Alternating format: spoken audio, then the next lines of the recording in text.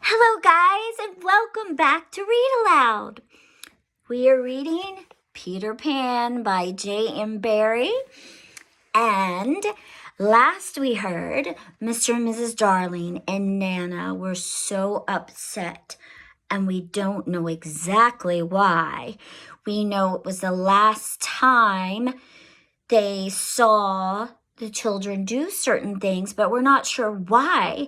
And we realize that this part of the story is told in flashback and that the parents are upset now, and the part we heard at the beginning of the story happened before. So we're going to find out what happened. So last we heard, Michael was on Nana's back. She was bounding him down to have his bath. "I won't go to bed," he had shouted, like one who still believed that he had the last word on the subject. I won't. Nana, it isn't 6 o'clock yet. Oh dear, I shan't love you any more, Nana. I tell you, I won't be bathed. I won't. Then Mrs. Darling had come in, wearing her white evening gown. She had dressed early because Wendy so loved to see her in her evening gown, with the necklace George had given her. She was wearing Wendy's bracelet on her arm. She had asked for the loan of it. Wendy so loved to loan her bracelet to her mother. She had found her 2 older children playing at being herself and father on the occasion of Wendy's birth, and John was saying, I'm happy to inform you, Mrs. Darling, that you are now a mother, in just the sort of tone as Mr. Darling himself may have used on a real occasion. Wendy had danced with joy, just as the real Mrs. Darling must have done. Then John was born, with the extra pomp that he conceived due to the birth of a male. And Michael came from his bath to ask to be born also, but John said brutally that they did not want any more. Michael had nearly cried. Nobody wants me, he said. And of course, the lady in evening dress could not stand that. I do, she said. I do so want a 3rd child. Boy or girl, said Michael, not too hopefully.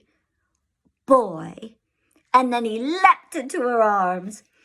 Such a little thing for Mr. and Mrs. Darling and Nana to recall now, but not so little if that was to be Michael's last night in the nursery. They go on with their recollections. It was then that I rushed in like a tornado, didn't I? Mr. Darling would say, scorning himself. And indeed he had been like a tornado. Perhaps there was some excuse for him. He, too, had been dressing for the party, and all had gone well with him until it came to his tie. It was an astounding thing to have to tell, but this man, though he knew about stocks and shares, had no real mastery of his tie.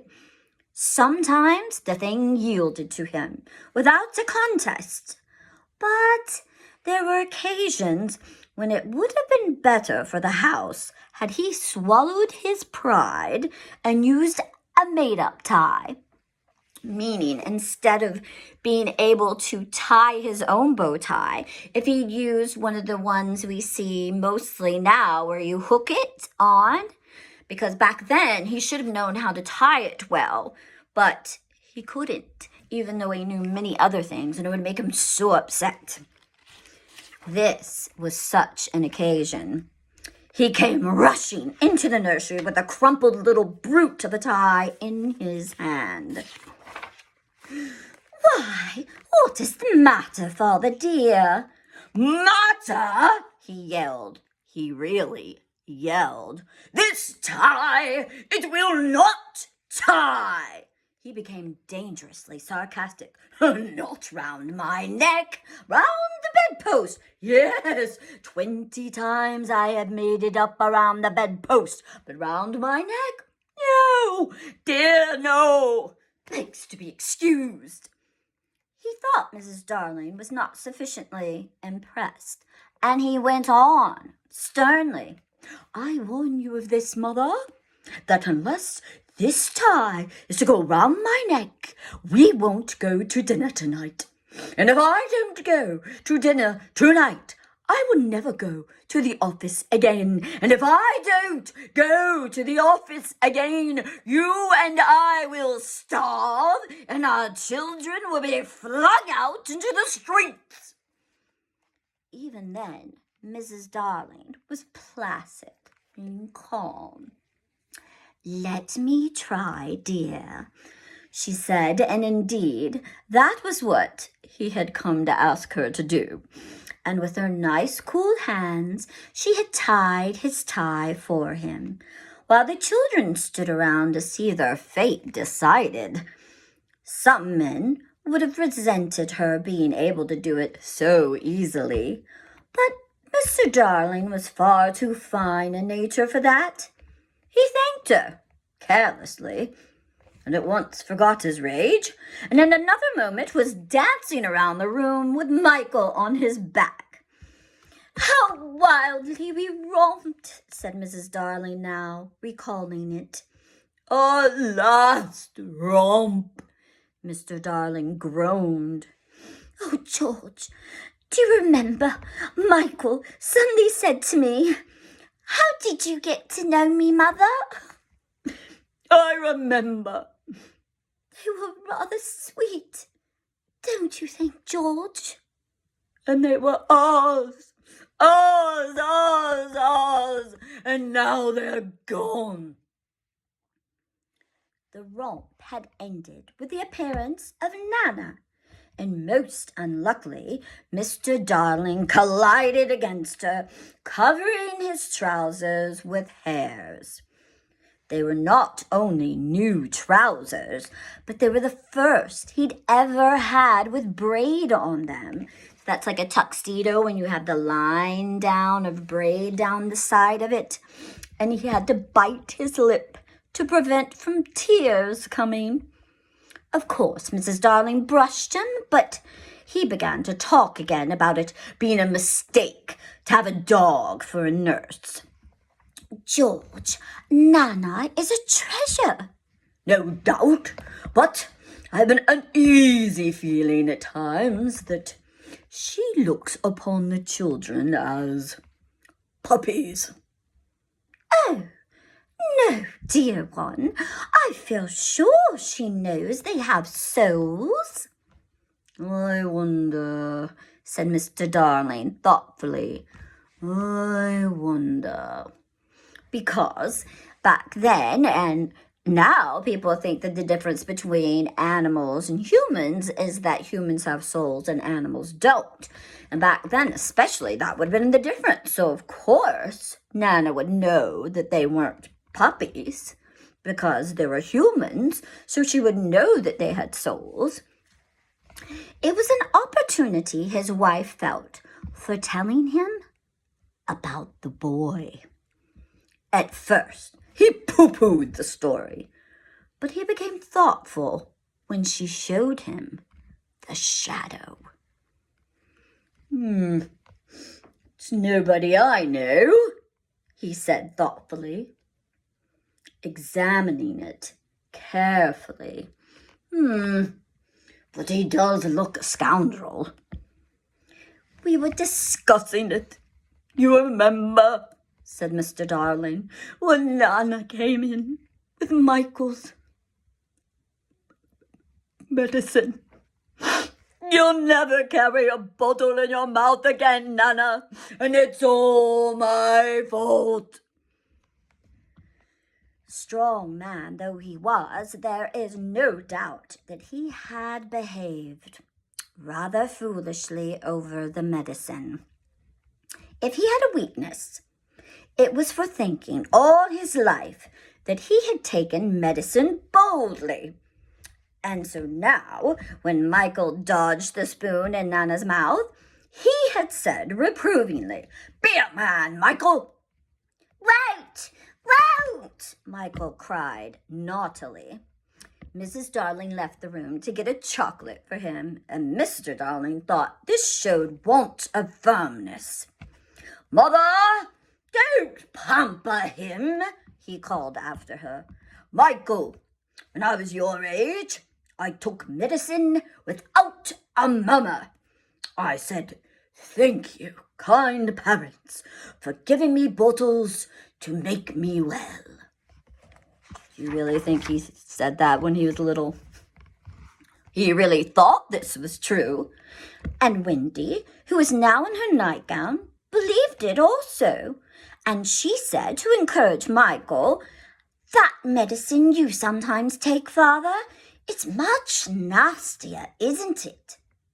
"Ever so much nastier," said Mr. Darling bravely, "and I would take it now, as an example to you, Michael, if I hadn't lost the bottle." He had not exactly lost it. He had climbed in the dead of night on top of the wardrobe and hidden it there.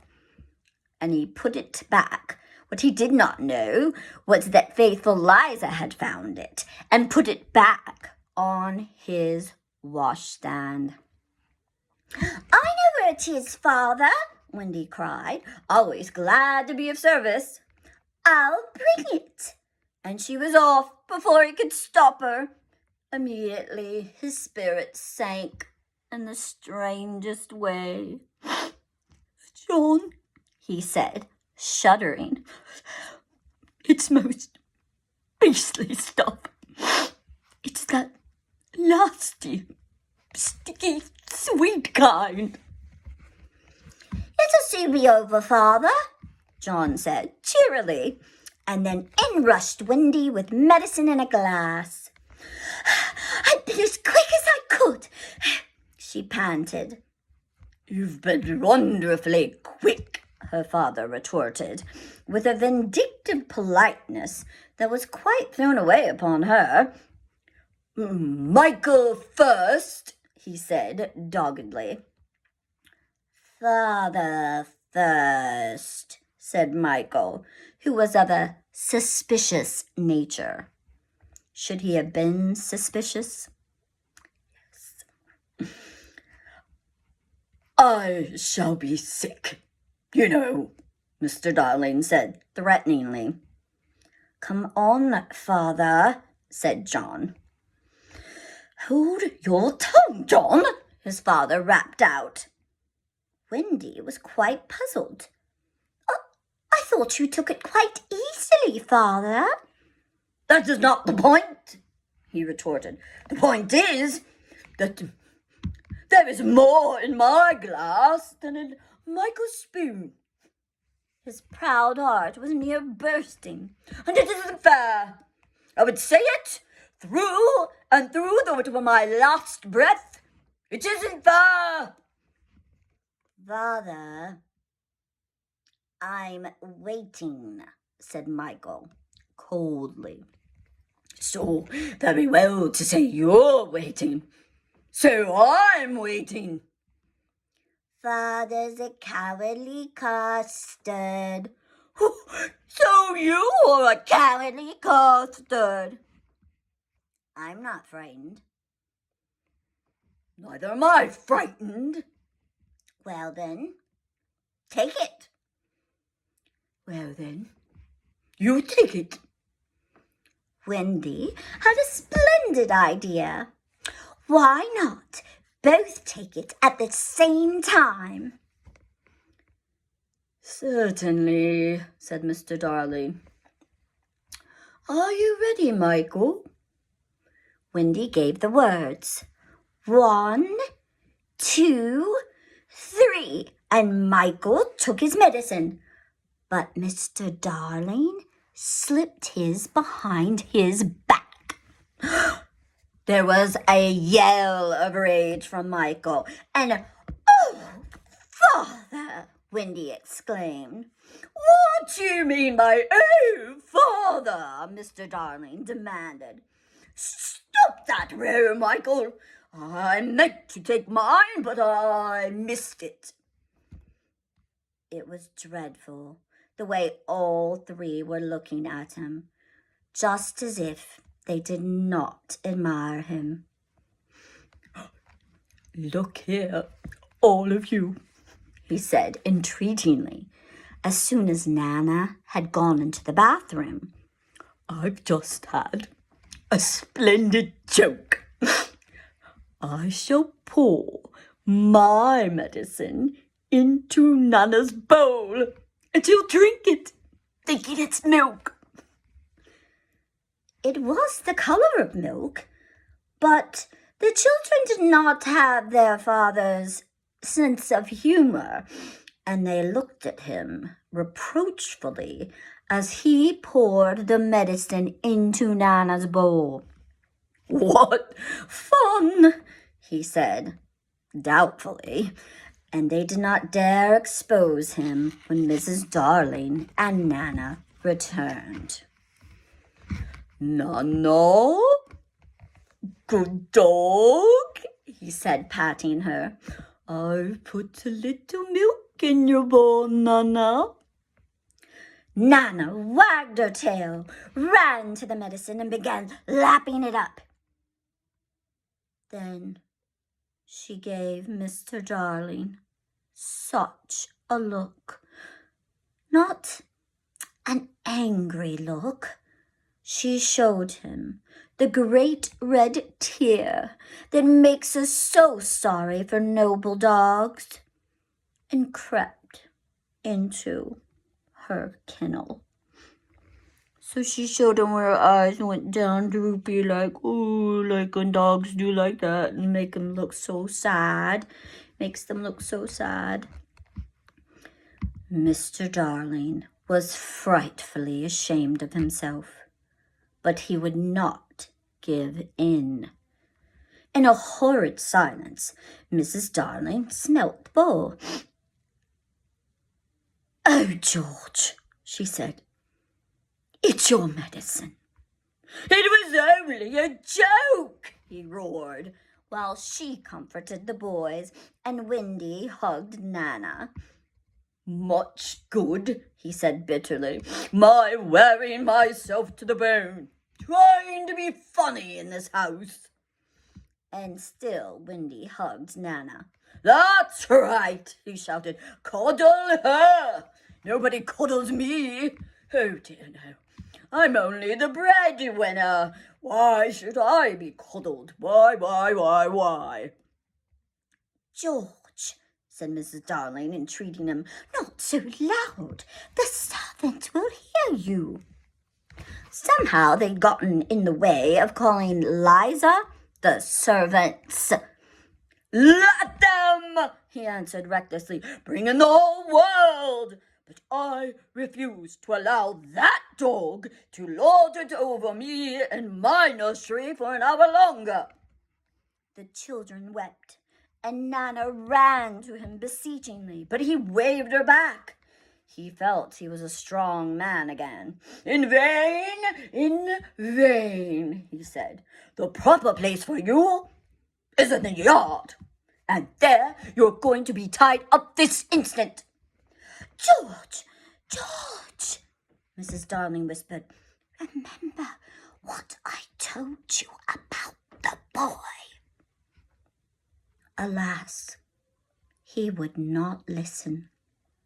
He was determined to show who was master in that house, and when commands would not draw Nana from the kennel, he lured her out with honeyed words, and seizing her roughly, dragged her from the nursery. So he's like, "Here, Nana, sweet Nana." He was ashamed of himself, and yet he did it. It was all owing to his too affectionate nature, which craved admiration. When he had her tied up in the backyard, the wretched father went and sat in the passage with his knuckles to his eyes. So he sat in the hallway going, because he felt bad about what he'd done, but he still did it. Wonder what all that had to do with the mystery we have earlier about the children. We'll have to find out. Find out next time we read Peter Pan. Bye, guys.